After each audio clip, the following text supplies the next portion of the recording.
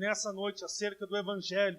E quando os nossos olhos são abertos acerca do Evangelho, acerca da nova aliança, acerca da graça de Deus, o resultado é que nós começamos a experimentar na nossa vida as bênçãos de Deus. Amém? E muito importante aqui, irmãos, o que esse texto que nós acabamos de ler nos ensina, que nós precisamos batalhar por esta fé. Nós precisamos aprender a batalhar por essa verdade. Nós não podemos aceitar, outro evangelho. Nós precisamos batalhar pela fé, no verdadeiro evangelho. Muitas pessoas têm deixado de experimentar o amor de Deus e as bênçãos da nova aliança, porque têm ouvido outro evangelho. Eu quero dizer para você, nem tudo que você ouve, que fala em nome de Deus, é bom para você. Se você não está ouvindo verdadeiramente o evangelho, isso é ruim para você. Isso é ruim para mim. Amém? Um pouco de fermento leveda toda a massa. Está lá em Gálatas capítulo 5.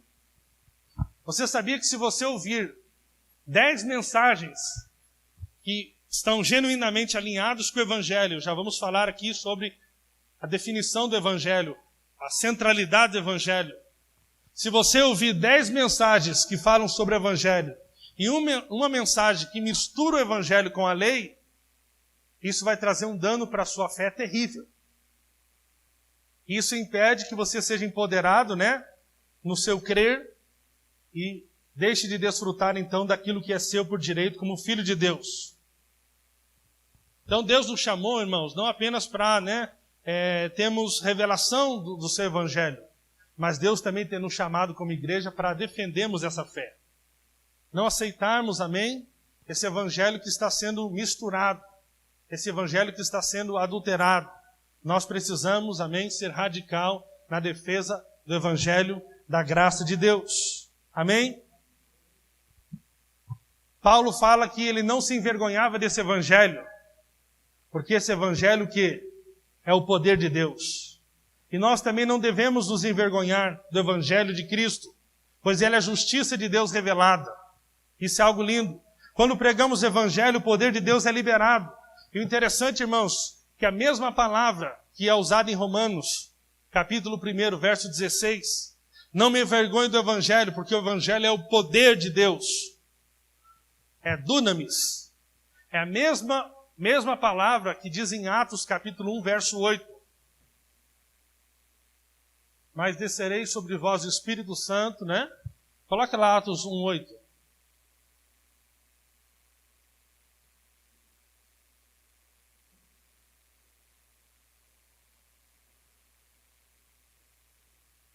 Os irmãos tão rápido aí?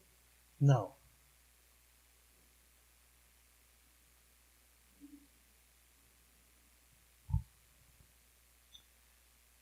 Mas recebereis poder ao descer sobre vós o Espírito Santo, e sereis testemunhas, tanto em Jerusalém, como em toda a Judéia e Samaria, e até os confins da terra. Mas recebereis poder, dunamis também. A mesma palavra para falar do Espírito Santo, da pessoa do Espírito Santo. E é a mesma palavra que Paulo fala, não me envergonhe do Evangelho, porque ele é o poder de Deus, é o dinamite de Deus. Amém? O Evangelho é o dinamite de Deus.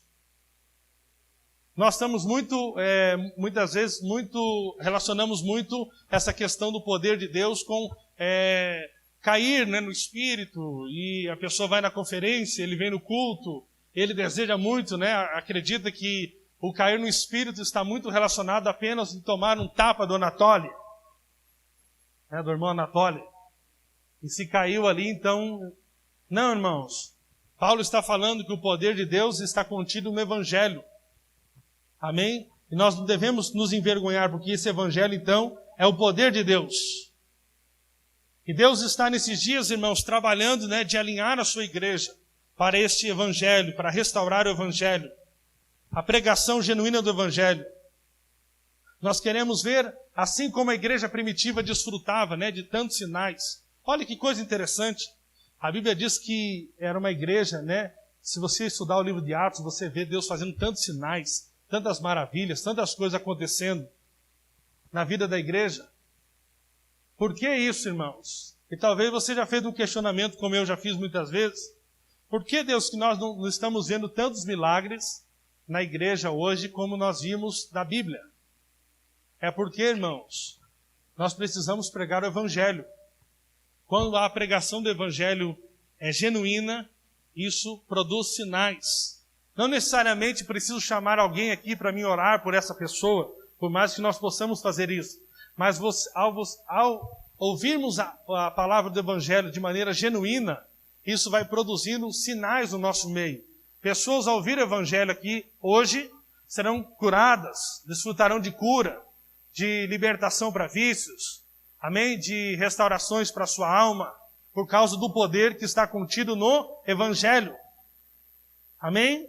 Então, isso que nós queremos ver nas nossas células, nas nossas reuniões de celebração. Mas tudo isso só é possível se nós pregarmos o Evangelho. Nós não podemos... O Evangelho. Fala para o irmão do lado. Não negocie o Evangelho.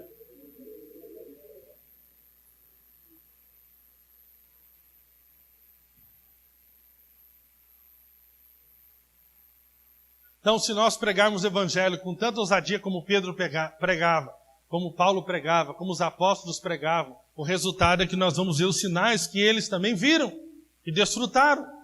Amém? Agora, então, nós estamos falando aqui sobre a defesa do Evangelho. Existem coisas, irmãos, que são secundárias.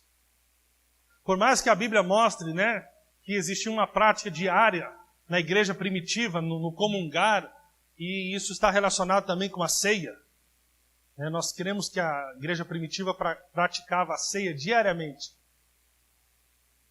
Mas nós praticamos aqui uma vez por mês. E nós temos igrejas que praticam uma vez por ano. Consideramos que isso não é o ideal. Mas isso ainda não é o centro do Evangelho. Alguns acreditam que deveríamos cultuar no sábado. Eu falo cultuar no sábado, não guardar o sábado. Eu conheço até uma igreja da Vinha que o culto lá é no sábado. Ok. Nós acreditamos que a igreja primitiva cultuava no domingo. Inclusive era o dia da coleta. O culto, né? Mas isso não é base do Evangelho. Se o irmão cultua no sábado, outro cultua no domingo, ok? Outro cultua na terça. Amém? O importante é nós cultuarmos. Então existem coisas que são periféricas em relação ao Evangelho. Isso nós temos que ter o princípio da tolerância. Amém? Isso não deve nos dividir. Se uma igreja, né, faz a ceia com suco e a outra igreja faz com vinho, isso não significa muita coisa. Amém? Isso também não deve nos dividir. Agora, uma coisa que nós não podemos aceitar é aquilo que Paulo está falando aos Gálatas. Que os cristãos judaizantes estavam tentando perverter os cristãos,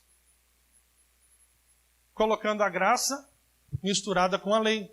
Ou seja, basicamente, eles estavam tocando no ponto central do Evangelho, que é o quê? A justificação pela fé. Então, se um toma vinho e o outro não toma, isso não determina muita coisa. Eu sei, né, irmãos, que muita gente está tão contente porque o Evangelho agora, né? Puxa, pastor, eu estou livre, eu posso tomar um copo de vinho. Mas isso não é liberdade exatamente que a Bíblia está dizendo lá no livro de Gálatas, capítulo 5. Eu sei que muitas pessoas aqui, algumas pessoas foram criadas em um sistema muito legalista, né? Você foi criado, talvez, seus pais, seus avós eram muito legalistas, e você cresceu na sua adolescência nem podendo jogar bola. É quando você descobre que pode jogar bola, né? Isso você já descobriu faz tempo. Mas imagine algum jovem que foi criado no meio tradicional, um contexto bem religioso, que daqui a pouco ele descobre que ele é livre, e que Deus não vai ficar mal com ele porque ele pode jogar bola, e que a bola não é o diabo. Ele fica muito feliz. Mas isso ainda não é esse o ponto central do que Paulo fala de liberdade. Ele está falando desse relacionamento com Deus baseado no mérito humano, onde eu sempre sempre estão me dizendo que eu tenho que fazer alguma coisa a mais para que eu possa ter paz com Deus. Certo?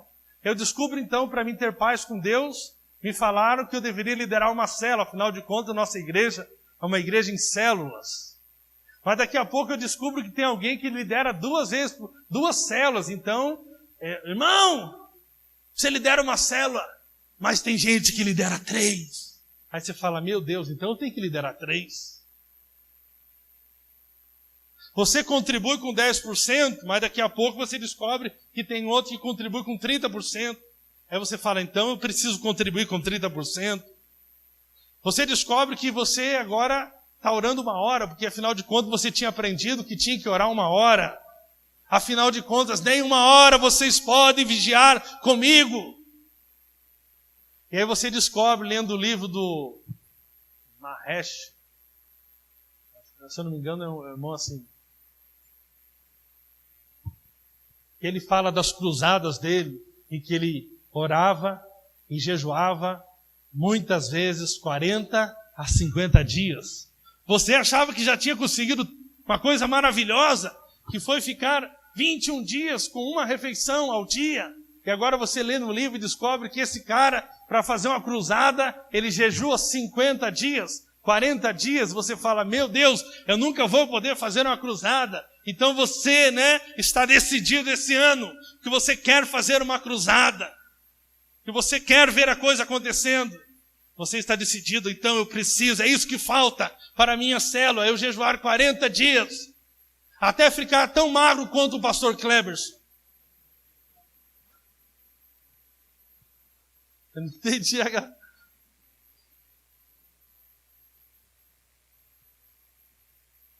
E aí você foi jejuar os 40 dias e não conseguiu. Mas você vai tentar de novo. E quem sabe um dia você consiga. Então a liberdade, irmãos, tanto que Paulo ensina aos romanos que nós precisamos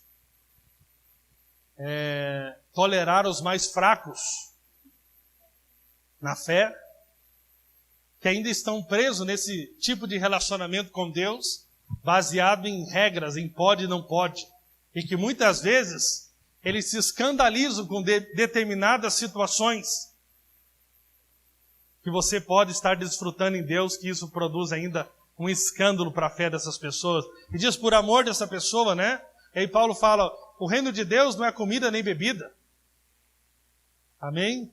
Eu quero falar aqui para você algo também. O que é o reino de Deus? É paz?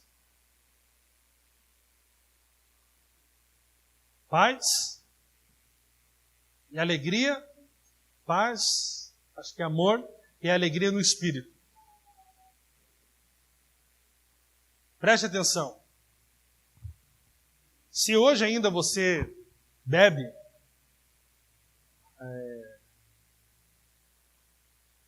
algum tipo de bebida que seja um vinho, seja uma cerveja, que não seja pela motivação que o ímpio bebe. Porque o ímpio bebe para ter paz no espírito, para sentir paz, para sentir alegria. É ou não é? Poxa, eu preciso ficar um pouco alegre. Eu preciso esfriar minha cabeça, eu preciso esquecer meus problemas. Aí o que Paulo está falando? Que o reino de Deus não é isso aí. Não é comida. Não é você buscar satisfação e alegria nessas coisas. O mais importante é aquilo que você tem dentro de você. Ok? Você pode hoje beber porque você gosta do gosto, mas não porque você está ainda buscando ter uma satisfação, buscar ter uma alegria de um final de semana para esquecer os seus problemas, que você está cheio deles. Então o ponto central agora, irmãos, do Evangelho, é que eu sou justificado pela fé. Ou seja, eu sou aceito por Deus por causa do sacrifício de Jesus. O ponto central do Evangelho agora é que agora eu, estou escondido em Cristo. E que agora a justiça de Cristo é minha justiça. E que agora eu posso chegar com confiança, me relacionar com Deus, por causa daquilo que Cristo fez por mim lá na cruz. Amém? Isso produz paz com Deus. Por quê? Porque todo aquele que se relaciona com Deus baseado na lei, no merecimento, né? E vamos lembrar aqui, para você entender basicamente, o que é relacionar com Deus baseado na lei? É você tentar relacionar com Deus baseado no seu mérito próprio, na sua justiça própria. É você chegar diante de Deus e apresentar para Ele um monte de coisa que você está fazendo para ver se Deus então se compadece de você, para ver se Deus então derrama o favor dele sobre a sua vida. Esse é o relacionamento com Deus baseado no favor merecido. É você tentando fazer boas obras para ver se merece o favor de Deus. É você tentando fazer, minha irmã, um monte de coisa para ver se Deus um dia se compadece de você e toca no seu filho. E cura suas doenças do seu corpo. E abre uma porta de emprego para você. Mas o relacionamento com Deus baseado na justificação pela fé é que agora eu chego diante de Deus totalmente confiante, totalmente em paz, por causa do sacrifício de Jesus. Amém? Por causa do sacrifício. Eu não apresento mais as minhas obras para multiplicar a minha célula, para ter uma restauração na vida do meu filho, mas eu apresento Cristo.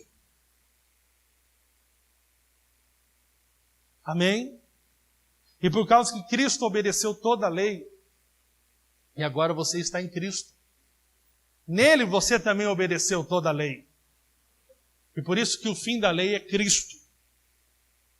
Então isso é uma coisa muito linda, irmão, você saber agora que você tem um relacionamento com Deus totalmente baseado em Cristo. Agora deixa eu falar algo para você aqui, muito interessante, né?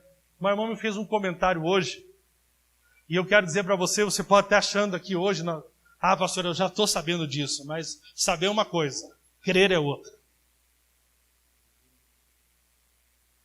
Uma moça falou para uma irmã da nossa igreja, eu não vou fazer mais determinada coisa na vida da igreja, porque eu não estou bem espiritualmente. Eu quero perguntar para você hoje, como é que você define um crente que está bem espiritualmente? Você está bem espiritualmente?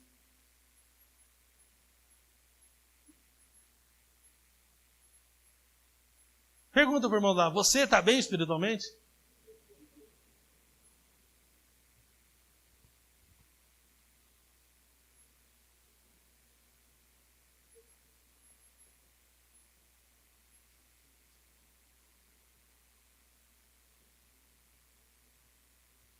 Pastor, eu não posso continuar fazendo louvor na célula, porque eu não estou bem espiritualmente.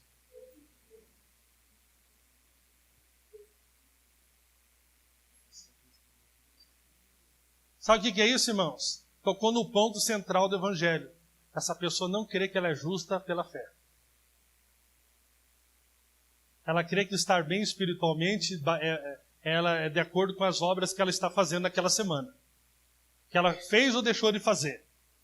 Como é que um crente que diz que foi justificado pela fé pode dizer agora que está mal espiritualmente? Pastor, o senhor não sabe o que eu aprontei nessa semana. Eu sei, você aprontou mais uma, continuou confiando na tua própria justiça. Essa é a pior coisa que um crente pode aprontar para a sua vida espiritual. Confiar em si mesmo, na sua própria justiça e deixar a justiça de Cristo de lado.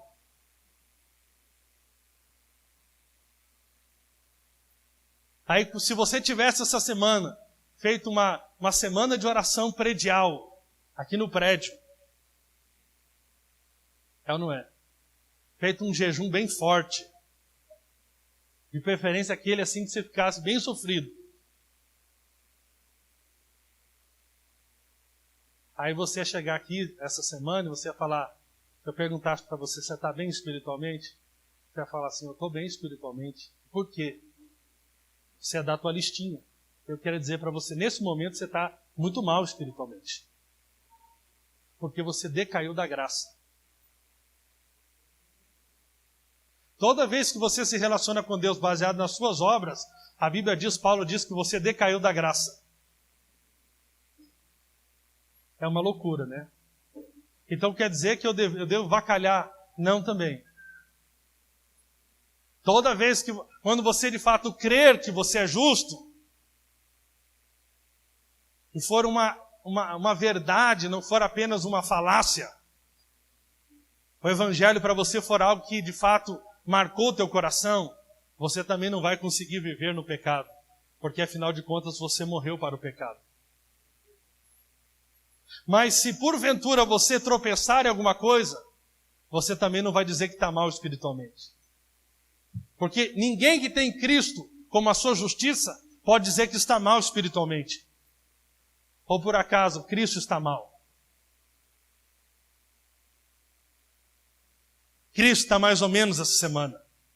Cristo essa semana não está tão perfeito. Eu pergunto, você faz parte de Cristo ou você não faz parte de Cristo? Então você veja, irmãos, nós temos muita conversa sobre a nova aliança, mas temos muita falta de prática sobre a nova aliança. Ainda falta uma fé genuína. Mas isso vai sendo produzido à medida que eu vou ministrando aqui para os irmãos a palavra. Eu fiquei meditando. Eu gosto tanto. Quando a irmã me falou, a fulaninha disse, pastor, que ela não vai fazer mais tal coisa porque ela está mal espiritualmente. Eu falei, nossa, ela está mal espiritualmente. Esse negócio, essa é a fé no Evangelho. Toda vez que a palavra do Senhor está falando sobre a fé no Evangelho, está falando dessa verdade aqui. Nós somos justificados pela fé e não por obras. As obras são o resultado da fé agora. Ser santo é um resultado de eu crer que sou justo. Amém? Manifestar as boas obras agora não é uma questão de esforço. Não é questão de eu me matar, não é questão de eu suar, não é questão de eu prometer e falar, eu vou conseguir, essa semana eu vou me esforçar, eu vou parar de fumar, eu vou parar de beber, eu vou parar de bater na minha mulher ou apanhar da minha mulher. Hoje em dia também a coisa não está assim só batendo, né? Eu vejo o Ediel ali treinando, tem várias mulheres que treinam, né?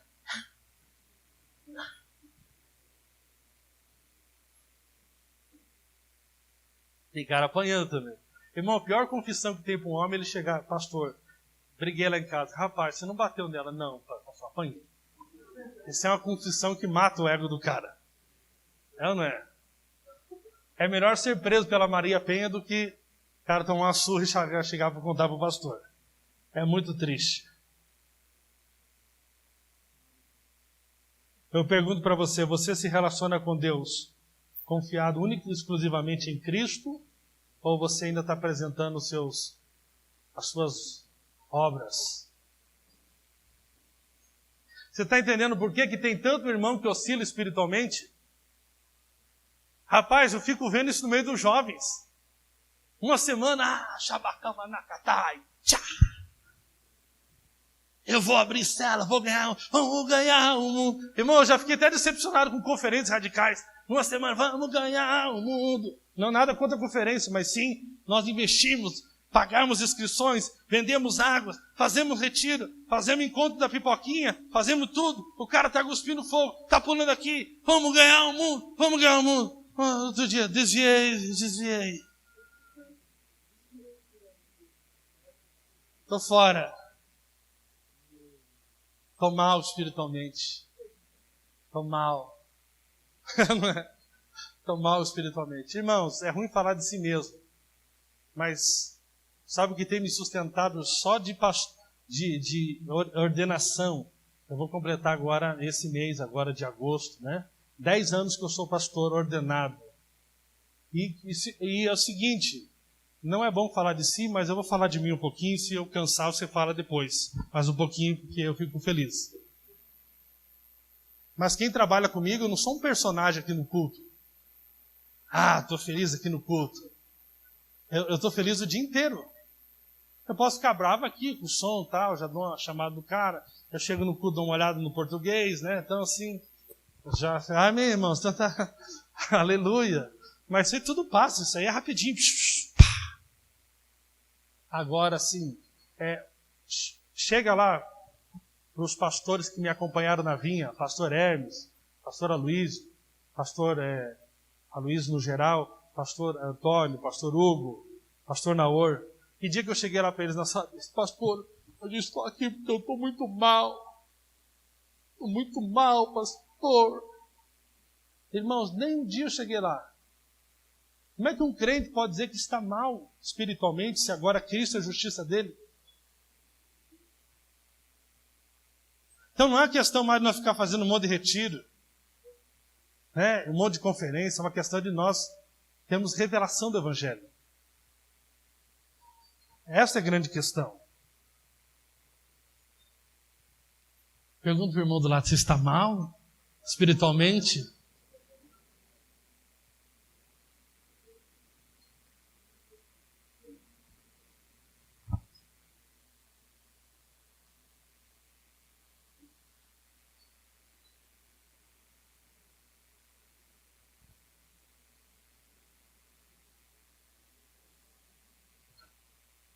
Será que tem aquele dia que você fala assim, eu nem vou orar porque eu não consigo orar? Será que já aconteceu com você? Será que já teve aquela vez que você achou que estava conversando com você mesmo, mas você não percebeu que era o diabo falando na sua mente? Hipócrita. Como é que você quer adorar aqui no culto? Adolescente hipócrita. Deus sabe o que você fez com a sua mão. Lavou muita louça.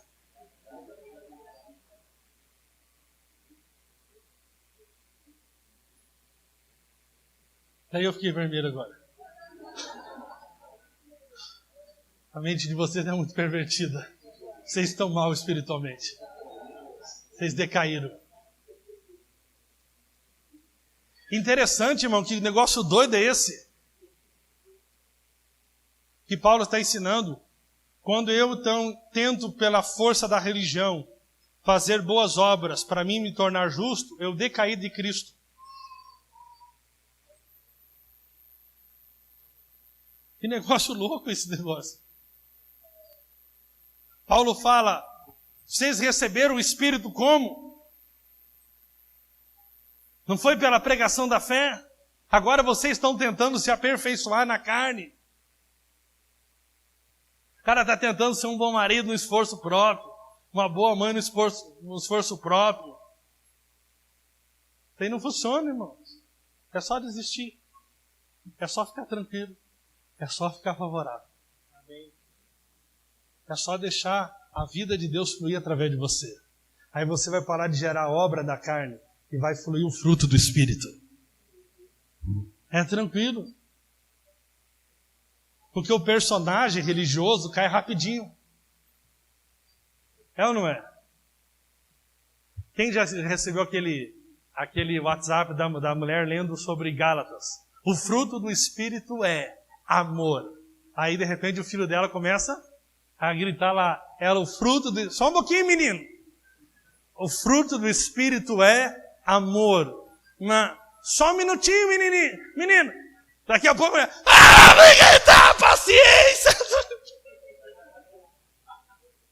Ela não é... A religião é terrível, irmão. Ela te dá um monte de regra. Não grite mais. Não trate mal seu filho. Não fume. Não beba, não se prostitua mais na internet, e aí você te dá um kit crente, te coloca um terno, coloca uma gravata e fala, você é crente, tá certinho? Vai, filho, capricha, prega o evangelho para todo mundo. O cara começa lá no índice, ele nem sabe onde é o primeiro livro. João Ferreira de Almeida. E digo para você, filho, qual é o texto? João Ferreira de Almeida.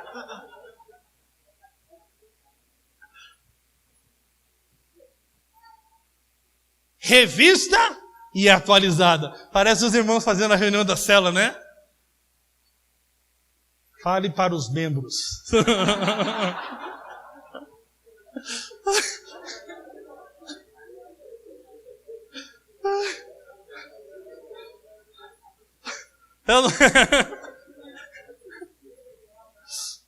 Não esqueça de dar esse aviso. É show, né, irmãos? Lá na minha cela acontece, de vez em quando. Não esqueça de dar esse aviso. Pula essa. Essa não era, essa era só para você, querido. Não precisava falar essa. E o cara tá ali se esforçando, né? Para ser um bom crente, se esforçando, se esforçando, se esforçando. Mal sabe ele que Deus está falando, você decaiu da graça.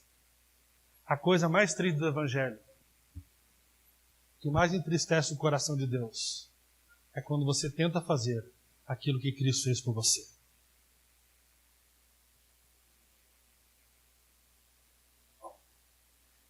A coisa mais triste do Evangelho é quando você acha que as suas obras de justiça podem substituir a obra de Cristo.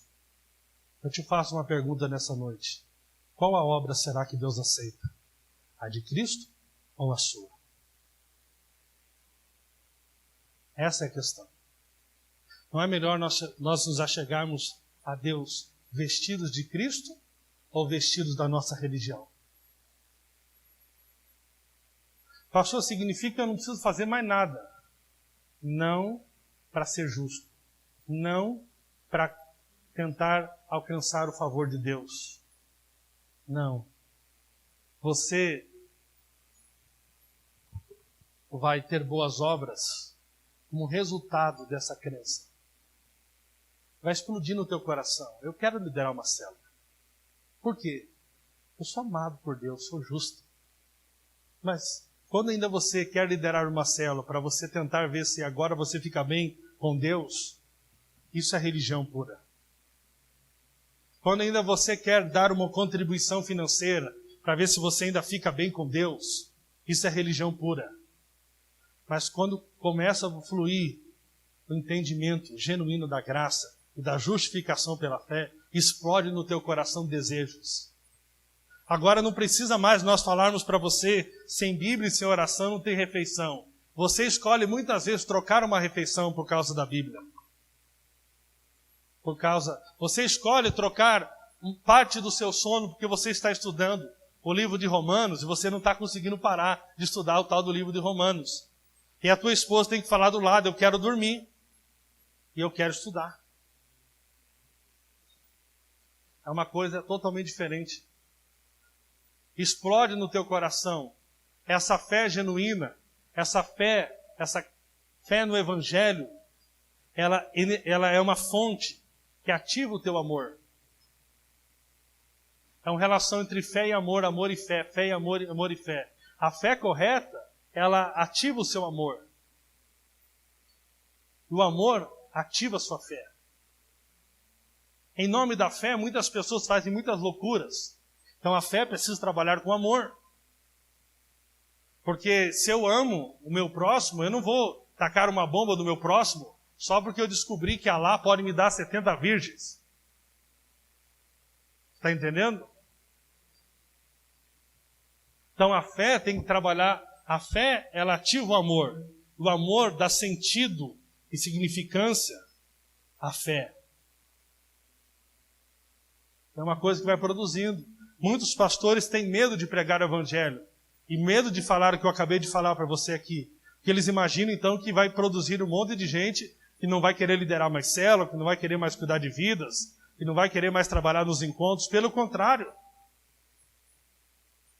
À medida que nós entendemos mesmo essa justificação pela fé, isso vai produzir um despertamento de amor no nosso coração. E é um amor genuíno, é aquele amor que diz em 1 Coríntios capítulo 13, é um amor que não busca seus próprios interesses. O governo do eu sai de cena. Agora eu posso viver como a igreja primitiva vivia. Cada um tinha tudo em comum. E eles perseveravam unânime na doutrina dos apóstolos, no partir do pão e nas comunhões. E havia essa vida de Deus fluindo através dos irmãos, porque por causa da... Mas se você observar, irmãos, a Bíblia começa falando que eles perseveravam na doutrina dos apóstolos. Se nós queremos ter o estilo de vida da igreja primitiva, nós precisamos perseverar na doutrina dos apóstolos. Qual era a doutrina que os apóstolos pregavam? A justificação, única e exclusivamente, apenas pela fé. Meu irmão, o resultado é o seguinte, deixa eu falar para você. Ainda você acha que ter paz na vida vai depender das coisas se ajeitarem na sua vida? Ou seja, pastor, quando que eu vou ter paz? É um negócio interessante que uma das maldições da lei era a ausência de paz. Por causa do não cumprimento da lei, a maldição da lei era que você não teria paz. E essa realidade, quando você não vive confiado na justificação pela fé, você vive ainda os efeitos, por mais que Cristo te resgatou da maldição da lei, mas você, como não se apropriou pela fé, por mais que você seja herdeiro, você ainda vive como escravo. Ou seja, por mais que você tenha direito, de viver com paz completa, você vive com ausência de paz. E quando eu falo paz completa, não estou dizendo ausência de problemas, mas estou dizendo que você vai viver nessa paz, independente dos problemas. Quem está entendendo? É uma coisa linda, irmãos. Quem aqui que não tem problema? Eu não estou te dizendo para você que você vai sair aqui e você pode chegar na sua casa e não encontrar os mesmos problemas que você trouxe, que você vem com eles, que vocês têm vivido nos últimos dias. Mas apesar deles, não estou dizendo que eles vão permanecer para sempre, mas apesar deles, você tem paz com Deus. Por quê? Por causa de Jesus. O sacrifício de Jesus estabeleceu um novo tipo de relacionamento teu com Deus. Antes você tinha um relacionamento com Deus conturbado, dependendo de méritos humanos, de obras humanas. E era impossível você ter paz com Deus, porque era impossível para qualquer homem conseguir cumprir todos os mandamentos de Deus. Por isso Deus providenciou a paz ao homem, enviando o seu próprio Filho lá na cruz, para morrer no nosso lugar. E lá na cruz foi recebido. Jesus foi a oferta que o Pai recebeu, para que eu e você hoje possamos ter paz com Deus. Jesus foi esse sacrifício perfeito lá na cruz. E por causa dessa oferta, desse sacrifício, hoje eu e você podemos desfrutar de um relacionamento completo de paz com Deus. E se nós temos paz com Deus, nós temos paz com os nossos irmãos. Se nós temos paz com Deus, nós temos paz com a vida. Mas tudo isso depende de nós continuarmos confiando nessa justiça que vem através de Cristo. Não aceite o diabo falando na sua mente. Não fique olhando para si. Continue olhando para Jesus. E continue confiando que Ele é a sua justiça. E que você agora está em paz com Deus. Por causa do sangue de Jesus. Completa paz com Deus. E você vai acordar de manhã e você vai ser aquela pessoa que vive em paz. Não é gostoso, irmãos, você viver perto de uma pessoa que não é aquela pessoa bipolar. Nós acreditamos mais na psicologia do que no evangelho. Eu sou bipolar. Não, você apenas não aprendeu que você tem paz com Deus por intermédio de Jesus. A psicologia não vai te falar isso, mas eu te falo aqui hoje em nome de Jesus. Você é essa pessoa instável emocionalmente porque você ainda não goza, não desfruta da paz que vem por causa de Jesus, que é o próprio Jesus. Amém? Agora eu quero concluir essa mensagem hoje, no terceiro slide de 43 que tinha.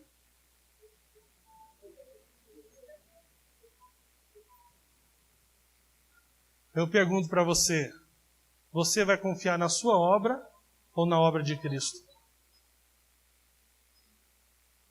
Tem que fazer uma escolha. Vamos parar para pensar aqui só algo. O que mudaria de prático na sua vida se Jesus não tivesse morrido? Eu falo para você, na maior parte das pessoas não mudaria praticamente nada, porque ela já vive como se Cristo não tivesse morrido. Porque você vive relacionando com Deus baseado no que você pode fazer, no que você pode oferecer. Mas esse já era o relacionamento desde o Sinai até a vinda de Jesus e até a sua morte lá na cruz. Era o relacionamento do quê? Do favor merecido. Você precisaria merecer para receber. Deus propõe uma troca para você. Lá no Sinai foi feita uma troca. Antes o povo vivia no relacionamento do favor imerecido. Lá no Sinai, quando Deus propôs ao homem a lei, e o homem falou, pode nos dar a lei, e tudo aquilo que você falar nós vamos obedecer. E a partir daí nós podemos observar o cenário de morte, de juízo de Deus sobre o povo de Israel. Agora, a mesma proposta que foi feita no Sinai, Abraão foi alguém que viveu pela fé. E o povo de Deus viveu pela fé até o Sinai. Eles murmuravam e Deus manifestava a graça, por mais que murmurar é pecado. Mas a partir do Sinai, o povo murmurava e vinha o juízo, vinha morte sobre o povo, porque eles passaram a relacionar com Deus baseado no favor merecido, baseado na justificação por obras. Jesus veio, morreu na cruz, para ser a nossa justiça. Hoje, nessa noite, Deus faz uma pergunta para você. Você quer continuar relacionando comigo, baseado nas suas obras, ou você quer receber pela fé a minha justiça? Você quer viver baseado na sua obediência, ou você quer desfrutar da obediência do meu filho? Essa é a questão. Amém? Qual é a obra que você quer oferecer para Deus hoje? A sua ou a de Cristo? Eu ofereço a de Cristo. Amém? Toda vez que você ora confiado na justiça de Cristo, a sua oração é infalível. Você sabia que o segredo não está na oração? Deixa eu falar um negócio para você aqui. Por que você ora em nome de Jesus? Muitos oram só de maneira religiosa, em nome de Jesus. Você nem sabe o que você ora em nome de Jesus. Você está orando em nome de Jesus, você está falando, Deus, é na justiça de Cristo que eu estou apresentando esse pedido, e não na minha. Mas quando você fala, Senhor Deus, então olha aqui, né, o Senhor viu que nesse mês eu dei o dízimo, não dei, eu dei do vale do pagamento, não deu.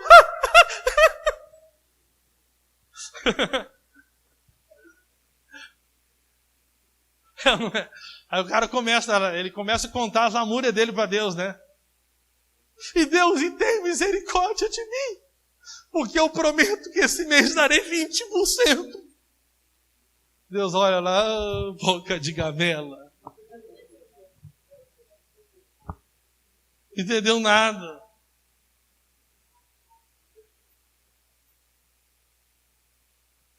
É o fariseu publicano, né? O fariseu orando, né? Já viu como que o fariseu ora? Senhor Deus, eterno Pai das luzes, em quem não há sombra de variação. Tu está vendo a fidelidade do teu servo.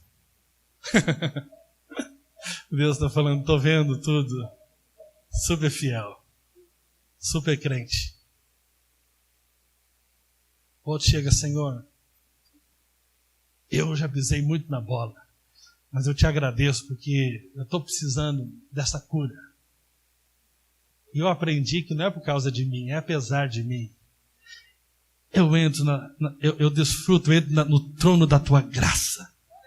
Por causa do sangue do teu filho. Manifesta da tua cura sobre o meu corpo agora. Pum! O evangelho é o poder de Deus. Aí se manifesta o poder de Deus sobre a sua casa, sobre a sua vida, sobre o seu trabalho, sobre as suas finanças, sobre os seus sentimentos, sobre todas as áreas da sua vida. Deus não tem como negar essa oração, porque ela foi em nome de Jesus. Agora, quando é em teu nome, quando é em nome do pastor, como é em nome da apostila da televisão, isso não tem efeito algum. Mas não é só o falar, isso é religiosidade. Quando você fala em nome de Jesus, você está dizendo, eu estou confiando na justiça de Cristo e não na minha justiça. Amém? Se coloque de pé em nome de Jesus.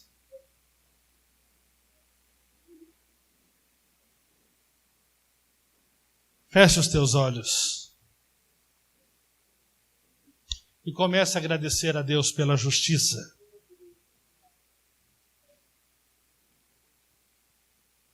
Comece a declarar essa verdade, não para que ela vire verdade, mas para que você tenha consciência de que ela é verdade. Eu sou justo. Comece a agradecer a Deus. Comece a louvar ao Senhor, porque agora você está livre de relacionar com Deus apresentando os seus méritos próprios. Você agora tem Cristo como sua justiça. Feche os teus olhos, fale isso com Deus agora. Você é justo. Aleluia. Declare que você é justo. Aleluia, aleluia. Aleluia, Jesus. Ora malachori canta lá malamalama.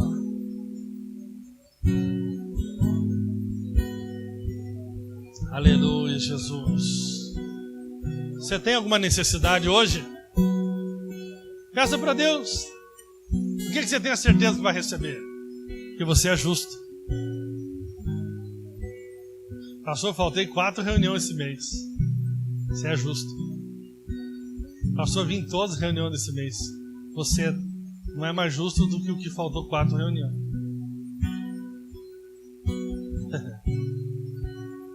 Pastor, eu sou líder de célula. Você é justo.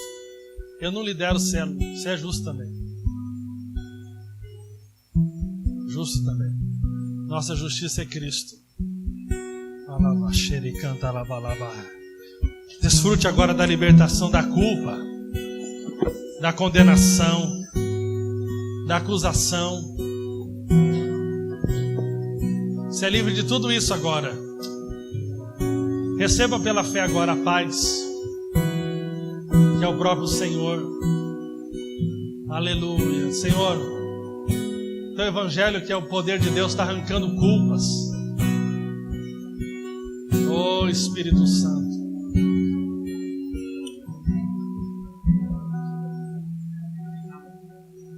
Aleluia, Jesus. Se apropria agora da tua cura. O que você precisa? É finança? O evangelho traz o bem-estar, salva todas as áreas da sua vida. Você pode confiar agora que Deus vai te dar, porque Cristo é a sua justiça. Amém? Você agora não está mais debaixo de maldição, nem de condenação. Você está debaixo do favor imerecido de Deus. Aleluia. Sonhe. Tem sonhos que você deixou até de sonhar porque você, não se sentia apto para receber. Quem sou eu para pedir isso para Deus? Afinal de contas, eu tenho falhado muito, pastor. Muda essa perspectiva agora. Olha completamente para Cristo. Ele é autor e consumador da tua fé. Amém? Você morreu para o pecado. Agora você vive para Deus. E Ele é a tua paz. Aleluia. Ore com o irmão do lado, em nome de Jesus. Antes de nós cantarmos, vamos orar uns pelos outros. Amém? Aleluia. O favor de Deus está sobre a nossa vida.